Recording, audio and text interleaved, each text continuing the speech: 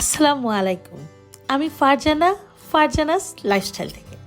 আশা করি আপনারা সবাই ভালো আছেন। আলহামদুলিল্লাহ আমি আমার পরিবার নিয়ে অনেক ভালো আছি।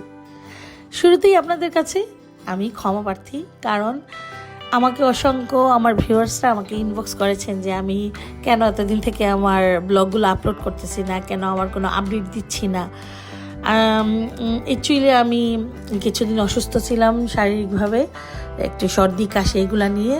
তো ওইটার জন্যই আমি অ্যাকচুয়ালি রেগুলার ব্লগগুলো দিতে পারি নাই, আমার ব্লগ দিতে অনেক গ্যাপ হয়ে গিয়েছে। তো তার জন্য দুঃখিত।